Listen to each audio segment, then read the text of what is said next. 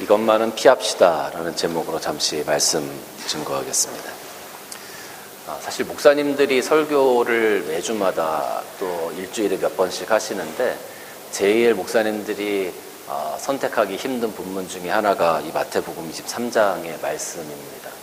왜냐하면 예수님께서 외식하는 그 바리새인들의 잘못들을 쭉 나열하시는데 사람치고 여기 안 걸리는 사람이 없는 것 같아요. 목사님들도 마찬가지고 성도님들도 마찬가지라 생각이 듭니다. 그런데 이 말씀을 가지고 설교를 하려고 하니까 마음에 자꾸 목사님들도 걸리시는 부분이 있는 것 아니겠습니까? 그러니까 편하게 설교하기가 좀 어려운 부분이라고 생각이 듭니다. 그럼 오늘 제가 23장을 선택했는데 그럼 유 목사는 뭐 여기에 초월해서 다 이렇지 않아서 하는 거냐? 그렇지 않습니다. 저도 많이 걸립니다. 그러나 오늘 말씀 나누면서 우리의 삶을 조금 더 하나님 앞에 드릴 수 있는, 그래서 우리가 피해야 될 모습들이 어떤 것인지를 함께 나누고자 이 본문을 선택했습니다. 오늘 이 본문 말씀을 보면 우리가 피해야 할 것 중에 첫 번째는 그릇된 교훈을 만드는 것입니다. 바리새인들은 두루다니면서 교인들을 많이 얻고자 했습니다. 교인뿐만 아니라 사실은 문화생들도 많이 얻고자 했어요. 바리새인들은 자신들이 가르치는 그 교훈들, 율법들, 그런 것들을 잘 가르침으로 해서 자신의 그 학파, 문파, 그리고 자신의 어떤 많은 제자들을 두고자 하는 그런 마음들이 다 있었습니다. 그래서 우리가 바울의 그 고백을 보면 사도행전 22장에 나는 유대인으로 길리기아 다소에서 났고 이 성에서 자라 가말리알의 문화에서 우리 조상들의 율법의 엄한 교훈을 받았고 오늘 너희 모든 사람처럼 하나님에 대하여 열심히 있다. 가말리아 문화에서 내가 율법을 공부했다라고 이렇게 이야기를 해요. 그러니까 아마 이 가말리알이라는 그 사람이 그 당시에 굉장히 이렇게 좀 유명했었던, 오늘날로 이야기하면 서울대학교 어떤 학과의 교수님 이 정도 방송에 많이 나오는 그런 어떤 의사 선생님 정도 되셨던 것 같아요. 그러니까 이렇게 얘기를 하면 대부분의 사람들이 저 사람은 그래도 공부를 제대로 한 사람, 엘리트 코스를 밟은 사람 이렇게 인정을 해줄 만큼. 그래서 당시에 이 바리새인들이 자신들의 문화생들을 많이 얻고자 했고 그런 학파들을 만들어 갔었던 것으로 생각이 되어집니다. 그런데 이렇게 문화생들을 만들고 더 큰 학파를 만들려고 했던 이유는 사실은 더 많은 것으로 가르치고 많은 문화생들을 두려고 했던 이유는 그것을 통해서 본인들의 어떤 위상이 조금 더 높아지고자 하는 그런 마음도 분명히 있었을 것 같아요. 그리고 여러분 한번 생각을 해보세요. 만약에 사람들이 더 많이 모이게 하려고 그래. 자기가 가르치는 것이 사람들에게 더 존경받기를 원해. 그러면 바리새인들이 그 율법을 가르칠 때 어떻게 가르쳤을까요? 다른 사람들이 지키지 않는 율법까지도 아주 세세하게 가르치고 그걸 지켜야만 된다고 하면서 그걸 아마 가르쳤을 것 같아요. 율법을 지켜야 하나님의 나라에 갈 수 있고 하나님의 백성이 될 수 있었기 때문에 아주 작은 것까지도, 다른 사람들이 놓치는 것까지도 우리는 율법을 만들어서 그 율법의 조항으로 지켜나갈 때 비로소 그 율법을 가르치는 사람이 훨씬 더 존경받고 더 엄한 것을 가르치면 가르칠수록, 더 세세한 것을 가르치면 가르칠수록 그 사회에서 존경받는 그런 사람으로 되지 않았을까 하는 생각이 들어요. 그러니까 오늘 말씀처럼 세상을 두루 다니면서 제자를 얻어요. 성도를 얻어요. 그런데 오히려 너희들보다 배는 지옥 자식이 되게 한다. 더 엄격하게 가르치고 더 엄한 것을 지켜야만 너희들이 율법을 지키는 거다라고 가르치기 때문에 훨씬 더 복음보다는 율법 안에서 그 율법의 그 십자가, 그 율법의 짐을 더 지워지게 되어지는 그런 역할을 바리새인들이 했다라는 겁니다. 5절 말씀 보면 그들의 모든 행위를 사람에게 보이고자 하나니 곧 그 경문의 띠를 넓게 하고 옷수를 길게 하고 이렇게 기록하고 있어요. 바리새인들이 그 율법을 지키는 것, 그 하나하나가 다 사람에게 보이려고 했었던 그런 행위들이다라고 예수님께서 지적하고 계시는 거죠. 아까 말씀드린 것처럼 경문이라는 것은 작은 박스입니다. 박스를 머리에다가 이렇게 이마에 띠를 띠게 되어져 있어요. 그리고 팔에다가 줄을 감게 되어져 있죠. 그리고 옷술을 달게 되어져 있습니다. 근데 옷술이 짧으면 잘 안 보이겠죠? 그렇게 길게 하는 겁니다. 사람들에게 보이기 위해서. 이 경문의 띠를 넓게 한다는 것도 마찬가지예요. 우리가 시계를 찾지 않습니까? 근데 이 시계를 찾는지 멀리서 잘 안 보여. 나 자랑하고 싶은데. 멀리서 보게 하려면 어떻게 해야 될까요? 가까이서 보게 하려면 뭐 아까 주일학교 설교한 것처럼 그렇게 하면 되겠지만 저기 멀리 있는 사람이 이것을 보게 하려면 어떻게 하면 될까요? 내가 시계 찬 거를. 이 시계띠를 이만하게 만들면 됩니다.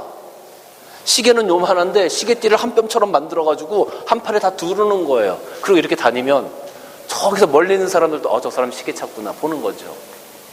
경문에 띠를 넓게 한다는 것은 바로 그런 의미입니다. 멀리서도 내가 하나님의 말씀을 지키고 있구나라는 것을 보여주기 위해서 그 경문의 띠를 넓게 한다는 거예요.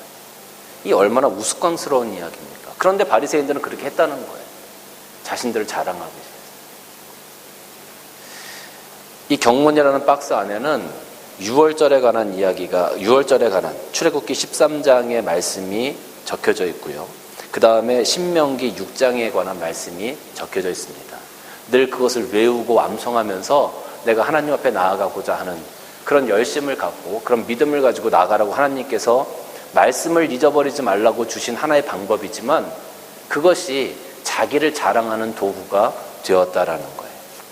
그리고 그런 부분들을 통해서 율법의 세심한 것까지 아주 작은 것까지 제자들에게 가르치고 그걸 지키게 함으로써 자꾸 그릇된 교훈을 생산해내게 되었다라는 겁니다. 여러분, 우리가 그릇된 교훈이라고 얘기를 할 때 우리 지금 한국교회나 이런 데도 보면 그릇된 교훈들이 계속 재생산되고 있는 것을 보게 되어집니다.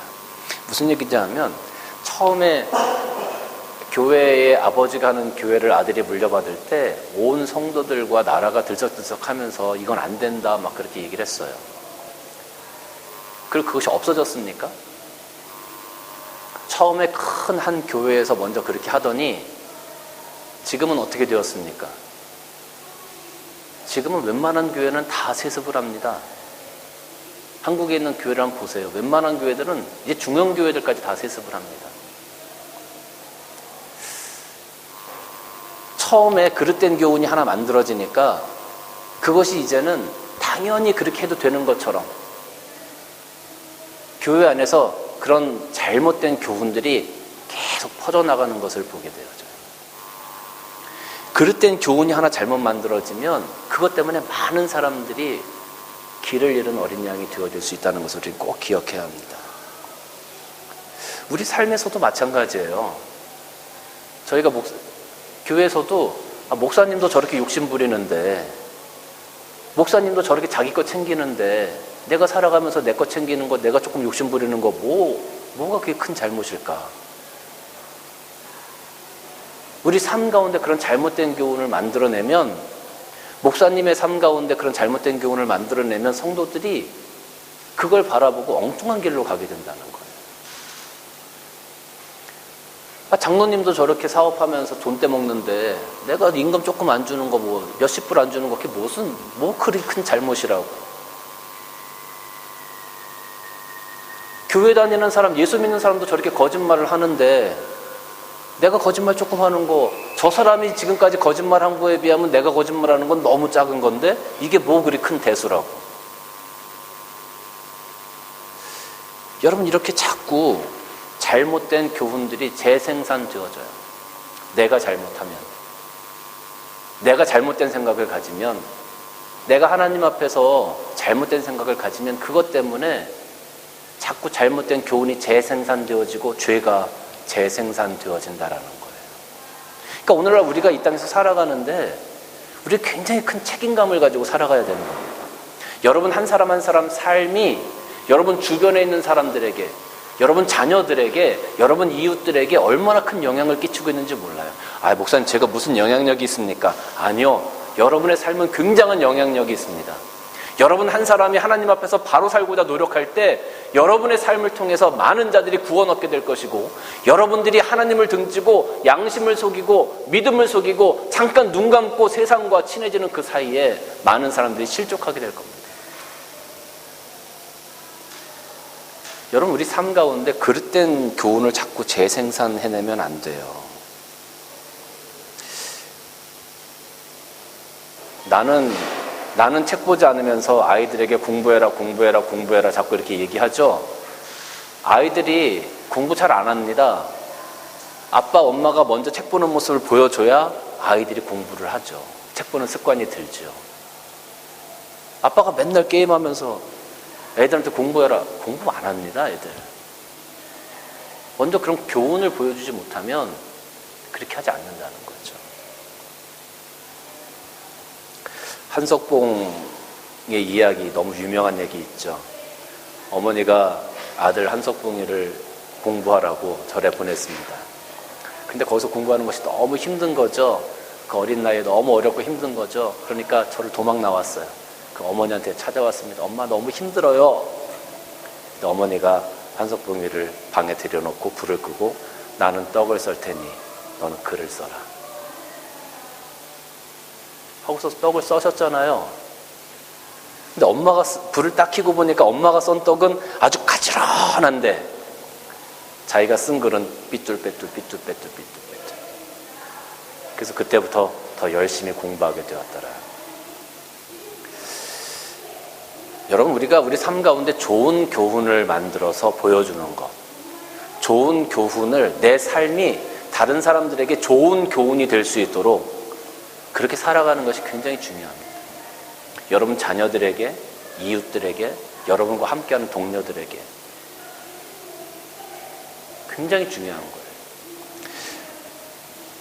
바리새인들이 그릇된 교훈을 자꾸 재생산해냈어요. 자꾸 엄격한 율법을 자꾸 재생산해냈어요. 그걸 통해서 다른 사람들이, 야, 저 선생님은 이 선생님이 지키지도 않는 것까지 다 지켜야 되는데, 야, 정말 대단하신 것 같아. 이렇게 칭송받았을지는 모르지만 그런 잘못된 교훈을 통해서 소경이 소경을 인도하는 엉뚱한 길로 사람들을 인도하는 거죠. 오늘날 우리 교회나 우리 삶 가운데 잘못된 교훈을 재생산하지 않도록 우리가 더 기도하고 깨어 있어야 할 것 같습니다. 내 삶이 다른 사람들에게 본이 되어질 수 있도록, 우리 교회가 가는 길이 다른 교회들에게 본이 되어질 수 있도록 우리가 더 노력하고 애써야 될 것 같습니다. 두 번째는 욕심을 위해서 사는 삶입니다. 욕심을 위해서 사는 삶. 오늘 여기 말씀 보니까 23절에 화 있을진저 외식하는 서기관들과 바리새인들이여, 너희가 박하와 회양과 근처의 11조는 들이되 율법에 더 중한 바 율법의 긍휼과 믿음은 버렸도다. 그러나 이것도 행하고 저것도 버리지 말아야 할지니라. 맹인된 인도자여, 하루살이는 걸러내고 낙타는 삼키는도다. 이렇게 기록이 되어져 있어요. 유대인들이 포도주를 마실 때 그 포도주가 그 달콤한 냄새가 나고 신내가 나니까 날파리들이 이렇게 모여든단 말이에요. 그래서 그걸 이렇게 밀봉해 놔도 그 날파리들이 거기 빠지는 경우가 있거든요. 그러니까 그 날파리가 같이 포도주를 마실 때 먹게 되면 부정케 되어지니까 더러운 걸 먹게 되는 거니까 그 날파리를 이렇게 거름체에 포도주를 이렇게 부어서 날파리 같은 것들을 걸러서 그렇게 포도주를 마셨단 말이에요. 그것도 이제 하나의 정결법의 하나입니다. 그러니까 그런 것들은 잘 지켰다는 거죠. 그런 것들은 잘 지켰는데 정말로 바리새인들이 하나님 앞에서 지켜야 할 것들은 잘 지키지 못했다라는 것을 지금 이야기하고 있는 거예요. 23절 말씀 보면 너희가 박하와 회양과 근처와 11조는 들이되 율법에 중한 바 정의와 긍휼과 믿음은 버렸다. 여러분, 제가 여러분들에게 늘 말씀드리는 거죠. 우리가 헌금할 때는 그 헌금이 무엇이든지 간에 11조든 감사헌금이든 주일헌금이든 무엇이든지 간에 어떤 마음으로 드리라고요? 하나님을 사랑하는 마음으로 드려라. 제가 늘 여러분들에게 액수가 중요한 게 아니라 하나님을 사랑하는 마음으로 드려라. 여기 23절만 박하와 회양과 근처와 11조, 이거는 하나님 앞에 이 사람들이 드려야 하는 의무와 같은 거였습니다. 하나님께 마땅히 드려야 할 재물이었습니다. 그래서 이들이 그걸 드렸는데 다 드렸어요. 그런데 그 마음 가운데 정의와 긍휼과 믿음이 없었다. 모양만 있고 하나님을 사랑하는 마음이 없었다라는 거예요. 그런데 예수님께서 그 다음에 그러나 이것도 행하고 저것도 버리지 마라. 그럼 하나님을 사랑하는 마음이 있으니까 내가 조금만 드려도 되겠네. 이게 아니라 이것도 행하고 드릴 것도 드리고 그 마음에 하나님을 사랑하는 것도 버리지 말아라. 이 두 가지가 다 있어야 된다라고 지금 얘기하는 거죠. 근데 바리새인들은 그렇지 못했다는 거예요. 하나는 지켰는데 하나가 없었다. 형식은 있었지만 하나님을 사랑하는 마음이 없었다. 그리고 나서 이들이 어떻게 얘기했냐면 화 있을진저 눈먼 인도자여 너희가 말하되 누구든지 성전으로 맹세하면 아무 일 없거니와 성전의 금으로 맹세하면 지킬지니라. 어리석은 맹인들이 어느 것이 크냐, 금이냐 그 금을 거룩하게 하는 성전이냐. 그리고 나서 한 번 더 말씀하세요. 너희가 또 이르되 누구든지 제단으로 맹세하면 아무 일 없거니와 그 위에 있는 예물로 맹세하면 지킬지니라. 그리고 19절에 뭐라고 하냐, 맹인들이 어느 것이 크냐, 그 예물이냐 그 예물을 거룩하게 하는 제단이냐. 여기 보면요 16절, 17절, 18절, 19절이 병행구절로 가는 거예요. 무슨 말이냐면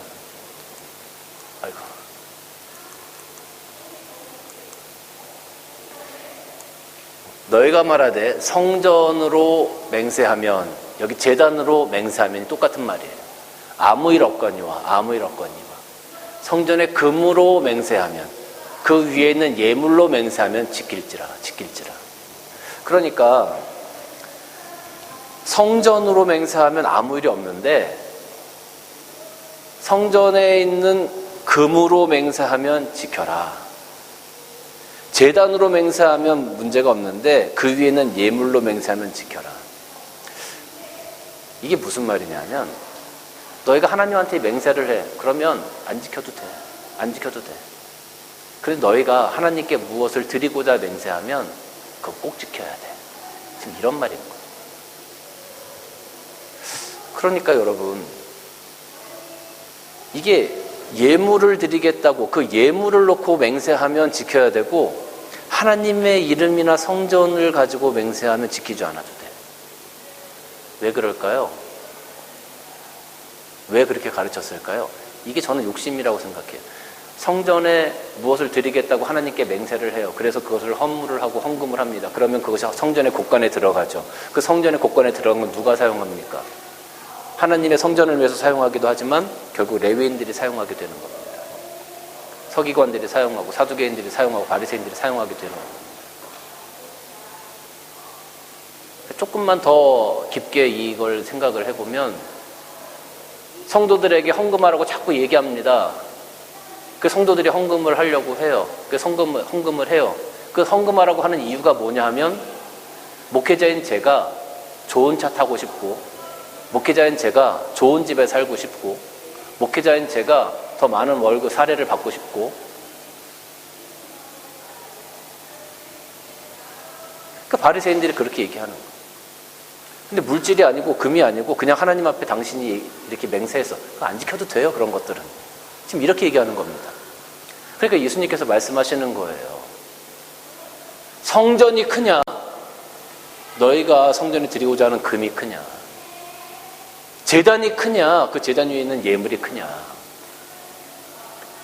대체 뭐 하는 거냐 너희들 지금 예수님께서 이렇게 지금 야단치시는 거예요.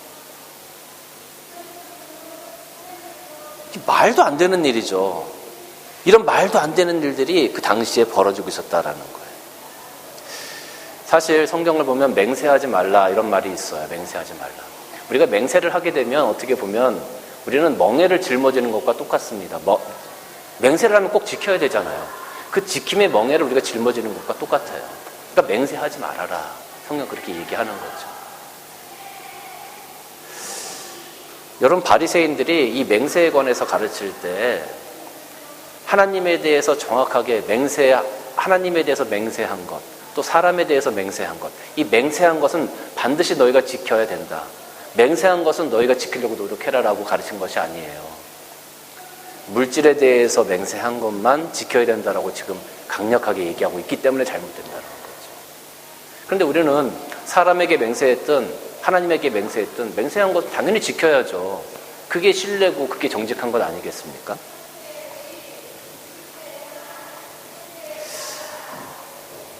어느 교회에 안수 집사님 부부가 있었습니다. 그 교회에서 이제 그 건축을 하기 위해서 건축을 하기 위해서 건축 헌금을 작정하고 부흥회를 막 했습니다. 예전에는 그렇게 참 많이 했거든요. 근데 부흥회를 막 하고 나서 이제 그 안수 집사님 부부가 마음의 은혜가 있어서 하나님 앞에 한 거금을 이렇게 건축 헌금을 하기로 이렇게 작정을 했습니다.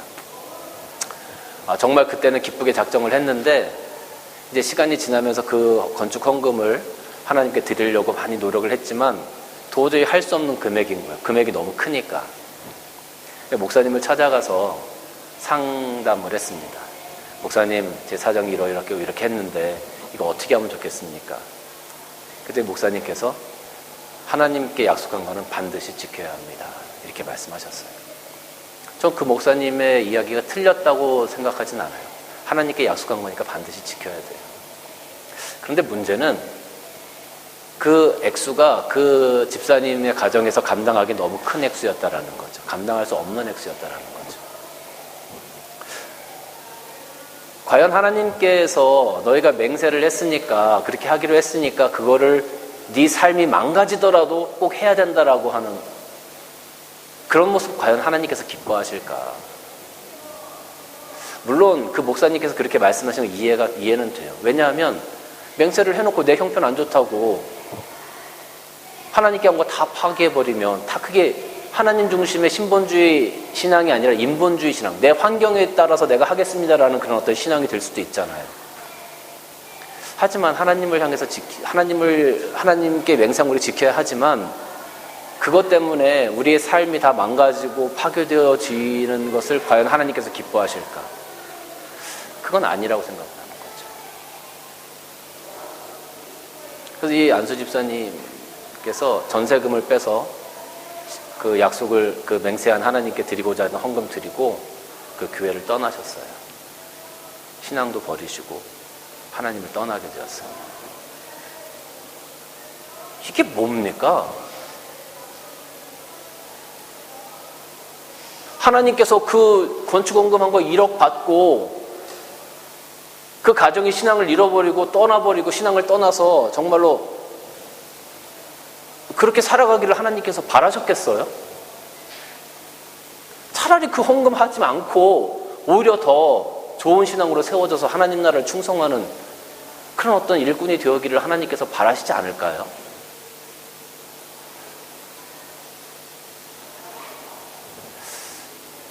참 우리가 신앙생활 하면서 이런 아이러니가 있습니다.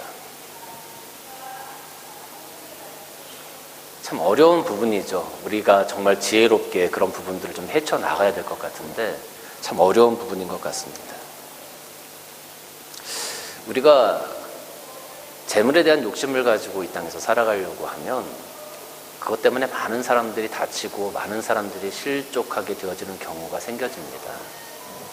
차라리 내가 조금 손해보고 내가 조금 나누고 내가 조금 더 감당할 수 있는 그런 어떤 형편이 된다면 그런 것들을 감당하고 함께 세워져 가는 것이 훨씬 더 좋은 모습이 아니겠는가 싶은 생각이 들어요.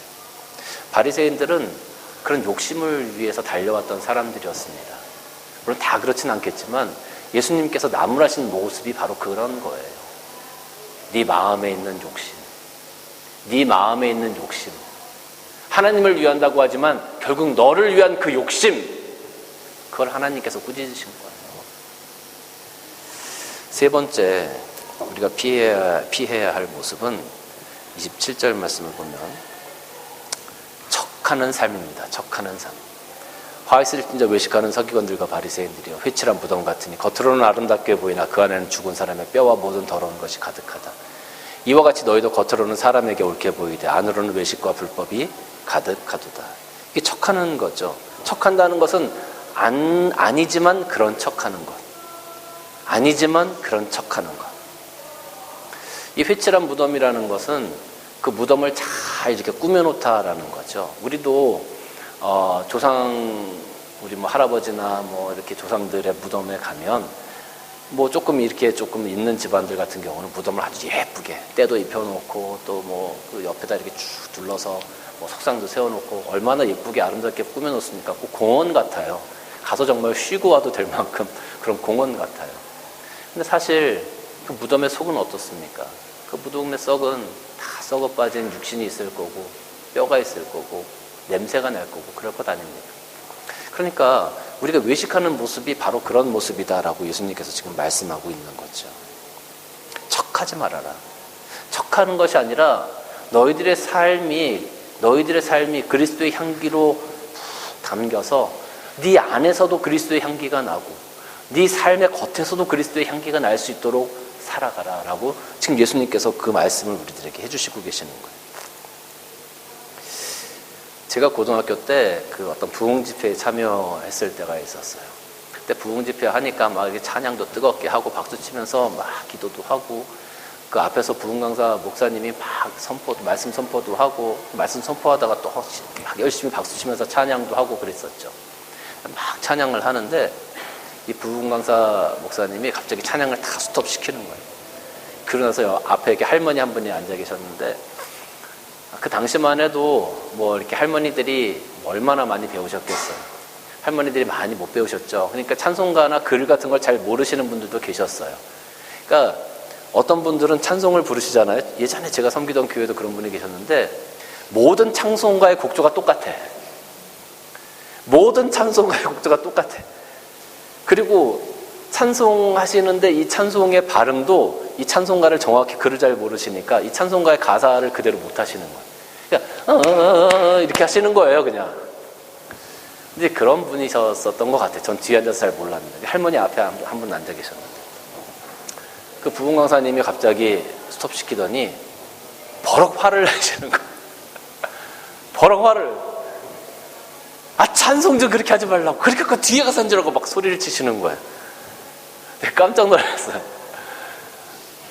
근데 아마 그 부흥강사님이 앞에서 막 이렇게 그 찬송 인도하고 하시는데 그 할머니가 제 생각에 곡조도 안 맞지, 가사도 틀리지, 이상한 소리만 내지, 그러니까 아마 좀 거슬리지 않았을까 이런 생각은 들어요.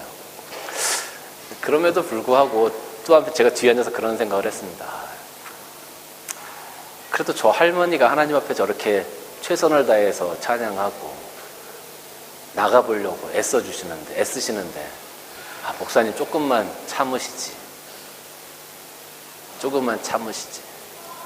그래도 저 모습이 하나님 보시기에는 참 귀하고 아름다운 모습일 텐데 그런 생각을 한 적이 있어요. 겉으로 보여지는 거는 너무 보잘것 없었겠죠. 그 할머니의 모습이, 그 촌배의 모습이 얼마나 옷을 제대로 차려 입었겠습니까? 그 몽빼바지 입고 밭에서 일하다 말고 와가지고 다 까맣고 그냥 쭈그렇게 주름 많은 그 얼굴로 앉아서 잘 펴지지도 않는 손 가지고 손마디가 다 굳어져서 펴지지도 않는 손 가지고 박수를 쳐가면서 찬양을 하고 물론 장단도 안 맞죠. 리듬도 안 맞고 가사도 틀리고 다른 사람 다 낮은 놈 부를 때 혼자 높은 놈 부르고 그랬을 겁니다. 그런데 그런 부족한 모습이라 할지라도 하나님을 사랑하는 그 큰 마음이 그 안에 있음을 하나님은 아셨을 텐데 우리도 그렇게 외형을 가지고 사람을 판단하지 말고 정말 그 안에 하나님을 사랑하는 마음 가지고 하나님을 좀 바라봤으면 좋겠다. 그리고 우리들 10년 가운데 그렇게 하나님을 사랑하는 마음이 있으면 그것이 우리들의 외형으로도 삶으로도 좀 풍겨나와서 그런 부분들을 좀 감당해 나갈 수 있으면 좋겠다. 그런 생각이 드는 거죠. 우리가 하나님을 사랑해서 사실 봉사도 하고 헌신도 하잖아요. 교회에서. 하나님을 사랑하지 않는데 왜 봉사하고 헌신합니까? 그거는 말이 안 되는 거죠. 그건 외식이죠. 그런데 하나님을 사랑하고 정말 하나님을 위해서 봉사하고 헌신하는데 그걸 봉사하고 헌신하다 보면 하나님을 사랑하는 마음은 어느덧 없어지고 내가 봉사하고 헌신하는 것에 집중해서 오히려 그것 때문에 우리가 자랑하게 되고 때로는 그것 때문에 상처받게 되고 그것 때문에 내 마음이 아파지고 그것 때문에 고통당하고 그런 경우도 참 많이 있어요. 우리가 왜 교회에서 봉사하고 헌신하는 겁니까? 왜 그것 때문에 시험에 듭니까? 하나님을 사랑하는 마음을 잊어버리니까 하나님 사랑하는 마음이 내 안에서 소멸되어져 버리니까 하나님 사랑하는 마음이 내 안에 있으면 내가 봉사하고 헌신하는 게 기쁨으로 남들이 뭐라 그래도 그걸 다 극복해 나가면서 해낼 수 있어요. 그런데 하나님 사랑하는 마음이 없으니까 결국엔 껍질만 남게 되는 거죠. 그 껍질 가지고 하려고 하니까 힘든 거예요. 문제가 생기는 거예요.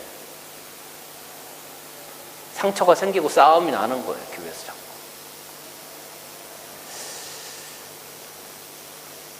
그런 척, 하나님 사랑하는 척 하면서 봉사하고 헌신하는 거, 이거 정말 큰 문제입니다. 하나님 사랑하는 척 하면서 봉사하고 헌신하지 말고 하나님 사랑하는 마음으로 봉사하고 헌신하는 여러분들 되시길 주님의 이름으로 축원합니다. 여러분, 오늘 우리가 점심 식사가 있어요. 그래서 각 가정마다 이렇게 반찬을 하나씩 이렇게 해와서 비빔밥을 하시는 것 같은데 재료를 하나씩 다 해오셨어요. 그죠? 여러분, 그거 만드실 때 하나님 사랑하는 마음으로 했어요, 안 했어요? 아, 바빠 죽겠는데.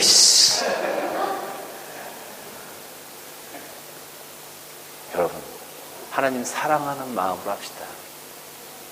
하나님 사랑하는 마음으로 감당합시다. 하나님 사랑하는 마음이 없으면 그게 일이 되고요, 그게 십자가가 되고요, 그게 시험거리가 되고요, 그게 다툼거리가 되고요, 마음의 고통거리가 됩니다. 하나님 사랑하는 마음으로 하세요. 척하지 마세요. 하나님 사랑하는 척하지 말고 하나님을 사랑하세요. 그게 하나님이 기뻐하시는 겁니다. 사랑하는 성도 여러분, 이 바리새인들의 모습을 바라보면서 예수님께서 아주 크게 진노하셨어요. 그리고 막 야단치셨어요. 왜? 그들의 삶에, 그들의 마음에 하나님이 안 계셨기 때문에. 이 모든 것들을 다 종합하면 결국은 하나예요. 네 마음 가운데 하나님이 없다는 거예요. 하나님을 사랑하는 마음이 없다라는 거예요. 하나님을 사랑하는 마음이 없으면서 너희가 지금 이렇게 하고 있다라고 지금 예수님께서 말씀하는 거예요. 하나님을 사랑하는 마음이 안에 있으면 다 해결돼요. 하나님을 사랑하는 마음이 없으면 우리가 하는 모든 것들이 문제가 됩니다. 우리가 하는 모든 것들이 바리새인과 똑같은 겁니다. 하나님을 사랑하는 마음, 그 마음을 꼭 여러분들 마음 중심에 간직하시게 주님의 이름으로 간절히 축원합니다. 기도하시겠습니다.